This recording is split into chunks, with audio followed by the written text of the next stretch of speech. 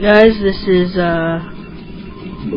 AreYou versus Xacak. It's Protoss versus Terran, and I'm gonna need a ×2 for about a little over a minute because it's a little over 10-minute game. So I will be on ×2 for a while, and this is the map Ride of the Valkyries. These are two goons, but I am not familiar with their names, so sorry I can't give you much information on them.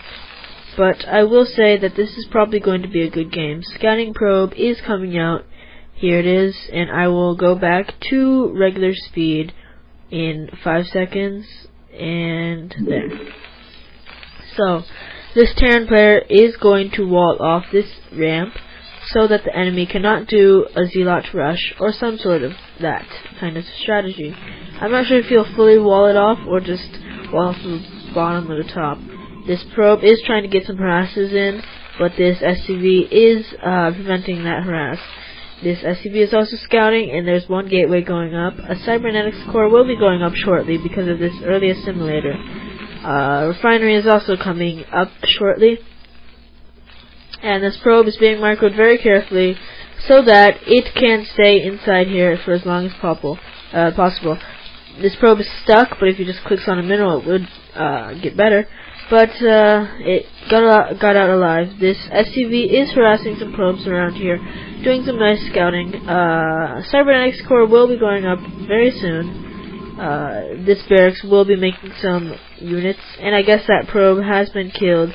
Looks like the probe was destroyed because I do not know where it has gone. This SCV is staying here to scout, to look for approaching enemy armies. Cybernetics core being built, no zealots being built, Marines being pumped out for defense, but as soon as he gets 200 minerals, he will make a factory. Or, yes, there's a supply depot. So here's the factory, right about here, when this reaches 200 minerals. And there it goes, factory. Second gateway coming up, so very nice build. At this point, the Protoss player has a slightly better economy than the red player because he was not pumping any units. And overall, it's a little better build. He has 2 unit producing places now, and first Dragoon is coming out. Looks like more gateways are coming up very shortly. So this Protoss player is at a better start in this point of the game.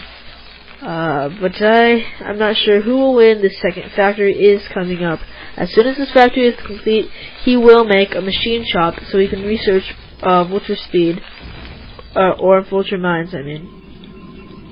So this SCV is finally going to go down. No higher tech yet, but there goes the SCV. Not microed very carefully, so it was destroyed. No machine shop yet, but I guess he's lifting it? I'm not too sure what he's doing.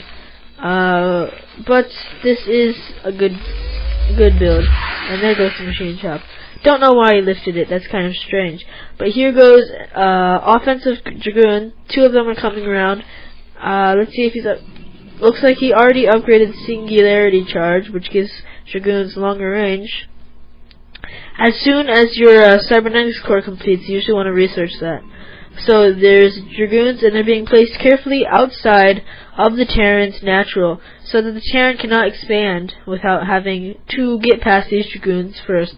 These Dragoons will check if there are Marines, and possibly be able to break the defense, but I'm not quite sure. I doubt he will, though. There's quite a lot of Marines and some vultures.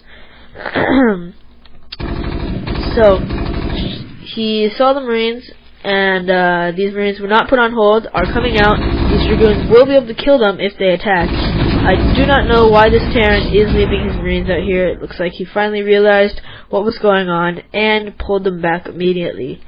Vultures are being created at full speed. Tanks are also being created. New factory, engineering bay actually coming up for turrets against Dark Templars. There is no high-tech signs from this Protoss as of yet. Actually, there goes the Singularity Charge, which I was talking about earlier. Looks like he is planning on expanding. So is the Terran player. He is sending his units out, and he is coming out, trying to lure these dragoons away, so he will have a safe area to expand. So siege mode is being created. These dragoons are moving over here because they will not be able to defeat this amount of units. There are quite a bit of units under this barracks that you cannot see. And there goes the Nexus. So this expansion will be coming up shortly. Singularity charge is almost complete. The Protoss player has made some kind of line around here. This line will make it so that the Terran player cannot come all the way around and attack him without him knowing about it. I mean, he could go all the way around here, but that would be kind of too time consuming. So these tanks have gotten siege mode. Terran, expecting for the worst, is making turrets, so he will not be surprised by a Dark Templar attack. I'm not sure if this Protoss will be doing that. I guess not. He's making a robotics facility and a Citadel of Doom, so he still could do it. This robotics facility will either be for observers or reavers. The Citadel of Doom could be for Dark Templar, High Templar, or just Zealot speed legs.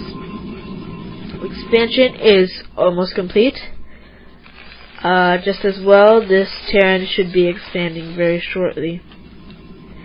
In this matchup, there goes the observatory, and this expansion is complete. So the Protoss player is transferring his probes down here where they can mine more efficiently. He's also mining this middle field out, so that his units can come from the back and possibly flank the Terran if he gets pressured by tank push.